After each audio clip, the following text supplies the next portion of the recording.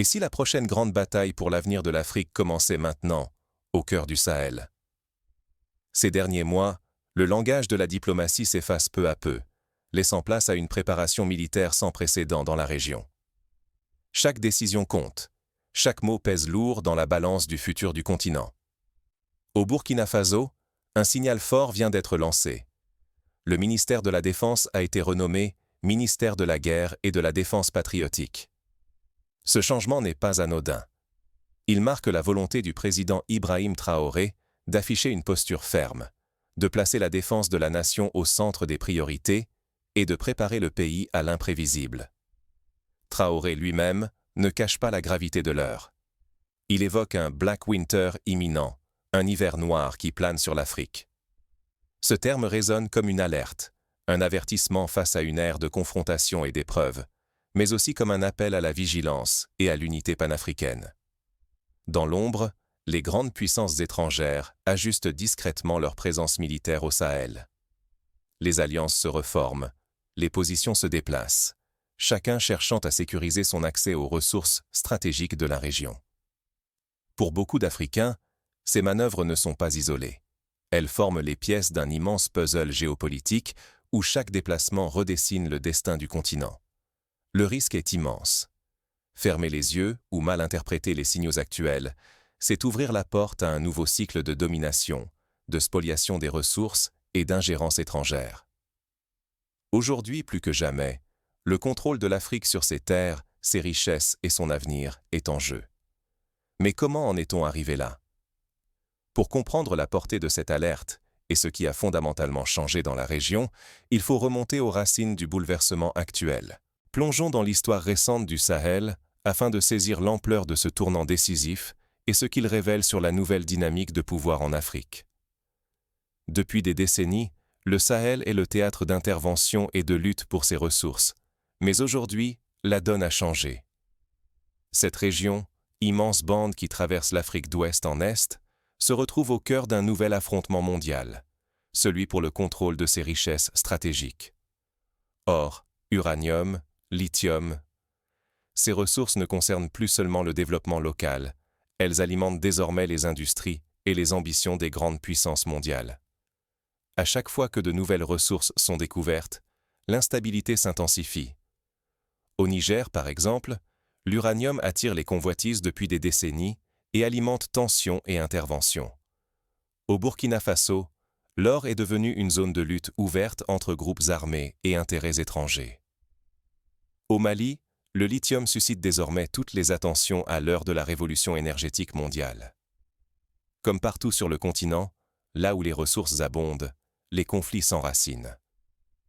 Pourtant, la justification officielle des interventions extérieures n'a presque jamais changé. On parle de lutte contre le terrorisme, de restauration de la démocratie, d'aide humanitaire. Mais les exemples récents montrent la limite de ces arguments. En Libye, la chute de Kadhafi, sous couvert de démocratie, a plongé le pays dans le chaos et la guerre civile, privant toute la région de stabilité. Au Nigeria, malgré l'aide massive des États-Unis pour combattre Boko Haram, la crise sécuritaire persiste et la population paie le prix fort. Même scénario au Soudan, en République démocratique du Congo ou encore au Mozambique. Partout, l'argument sécuritaire sert souvent à masquer des ambitions économiques. L'histoire africaine l'a démontré maintes fois. La faiblesse de la souveraineté nationale ouvre la voie à l'exploitation. Dès que le contrôle local s'affaiblit, les appétits extérieurs s'aiguisent et les populations se retrouvent otages d'intérêts qui les dépassent. Ressources et instabilité semblent indissociables, comme si le continent était condamné à répéter les mêmes schémas d'exploitation et de chaos. Rester passif face à cette histoire, c'est accepter que le passé se répète, avec toujours plus de pertes humaines, d'appauvrissement et de dépendance. Pour les Africains, l'enjeu n'est donc plus seulement de dénoncer l'ingérence, mais de prendre conscience que la souveraineté et la solidarité sont devenues vitales pour préserver leur avenir. Mais aujourd'hui, une rupture s'opère. Pour la première fois, des leaders sahéliens assument ouvertement la militarisation de leur défense. Pourquoi ce virage, et que révèle-t-il sur l'état d'esprit du Sahel?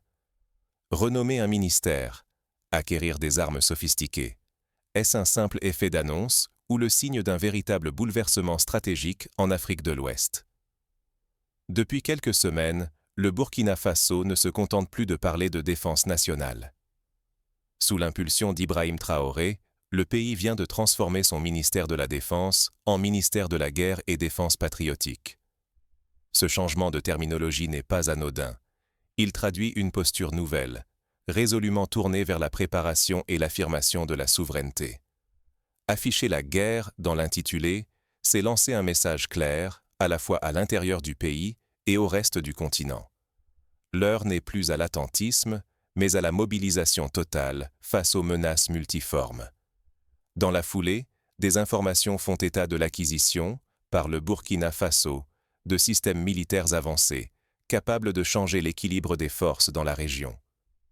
Même si ces achats ne sont pas tous confirmés officiellement, leur simple évocation suffit à alimenter une onde de choc diplomatique. D'autant que, presque simultanément, le Nigeria a reçu un appui militaire significatif de la part des États-Unis, illustrant la montée d'alliances inédites et la redistribution des cartes sécuritaires dans le Sahel.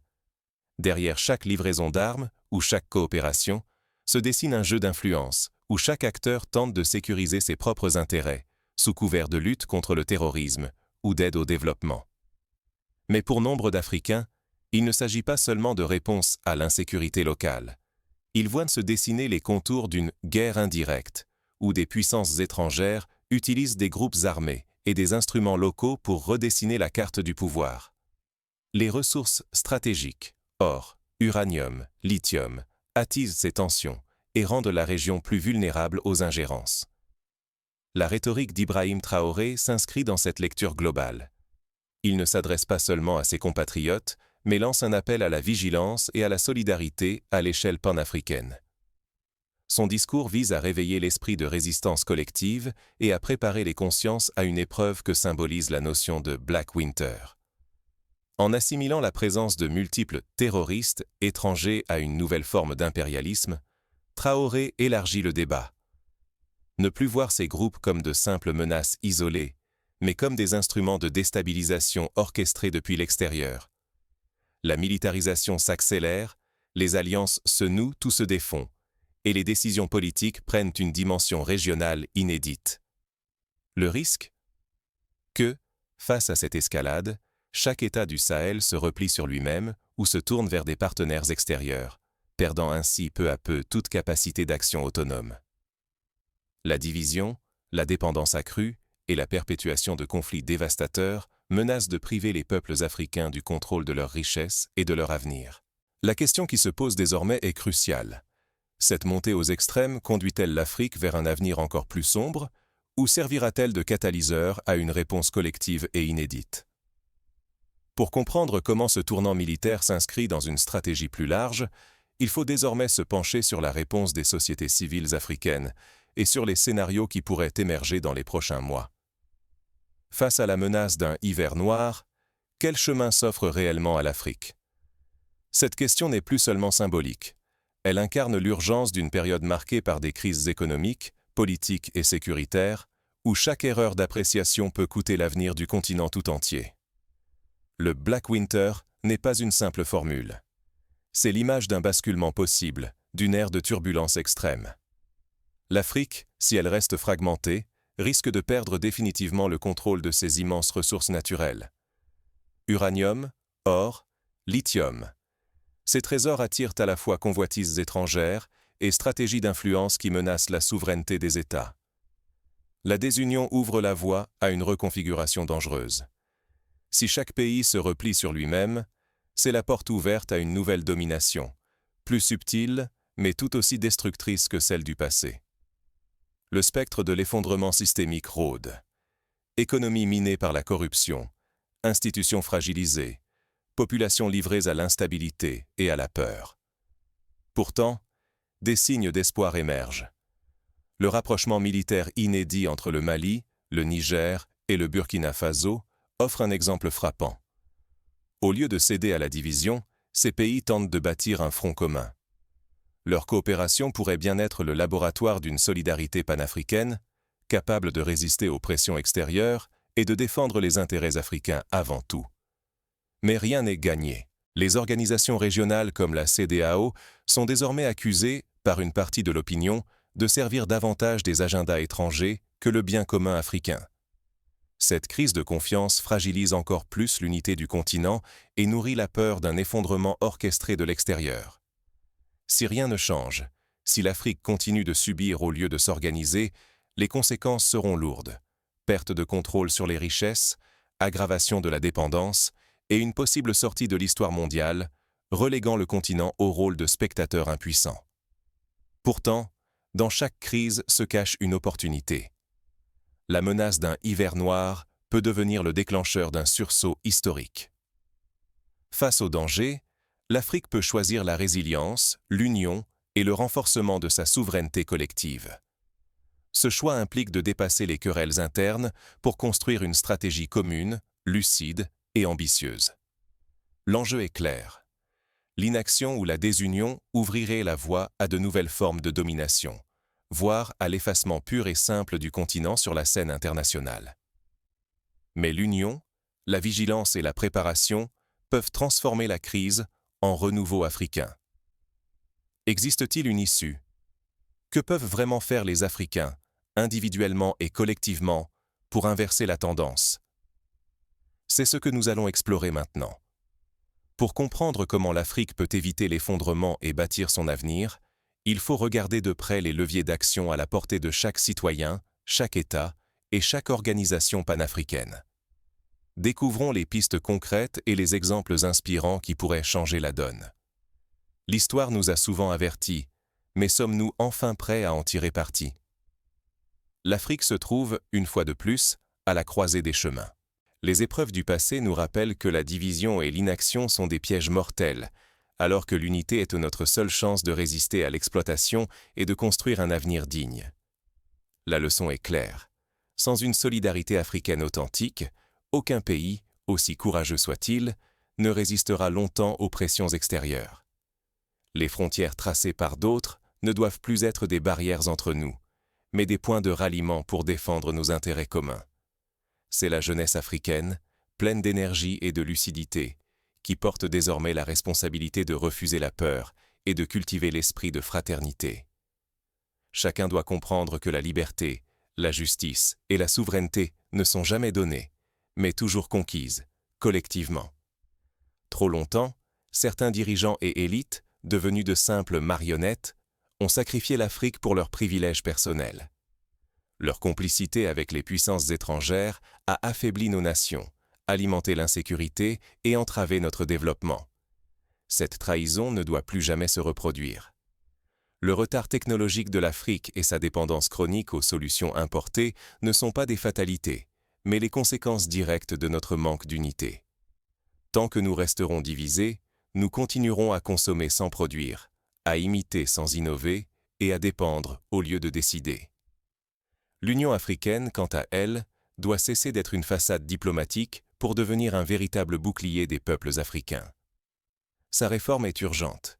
Elle doit s'engager sans hésiter pour la souveraineté, la protection des ressources et la voix des citoyens. La préparation, symbolisée par cette veste contre l'hiver noir, n'est pas qu'une image. Elle est notre devoir. Préparation mentale, organisationnelle, technologique, économique. Se préparer, c'est refuser la résignation et choisir de bâtir un avenir sûr, ensemble. Car rester passif ou penser seulement à soi-même, c'est condamner nos enfants à subir demain ce que nous n'osons affronter aujourd'hui.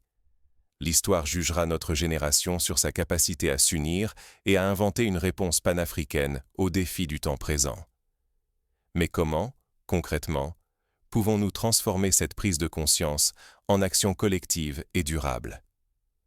Regardons ensemble les premières étapes possibles et les choix qui s'offrent à chaque Africain. La véritable force du continent réside dans la lucidité et la capacité à agir ensemble, sans attendre que le Black Winter nous surprenne. Il ne suffit plus de dénoncer les ingérences ou de pointer du doigt les responsabilités extérieures. Car se contenter de regarder l'histoire se répéter, c'est accepter la dépossession de nos ressources, de notre avenir et de notre souveraineté. Ce qui se joue aujourd'hui au Sahel n'est pas seulement l'affaire des Burkinabés, ni même des peuples de cette région. C'est une question de survie pour tout le continent africain, face à la multiplication des intérêts étrangers et à l'intensification des luttes pour le contrôle des richesses stratégiques. Renommer un ministère, renforcer une armée, s'alerter d'un Black Winter à venir. Ce ne sont pas des gestes symboliques, ce sont des signaux forts d'un tournant historique. La défense, la souveraineté et la préparation collective deviennent des priorités, face à la menace toujours renaissante d'une exploitation orchestrée de l'extérieur. Il serait illusoire de croire que l'Afrique pourra gagner seule, pays par pays, bataille après bataille. Ce n'est que par l'unité, la vigilance partagée et une solidarité stratégique que les Africains pourront rompre avec la spirale des crises imposées et reprendre le contrôle de leur destin.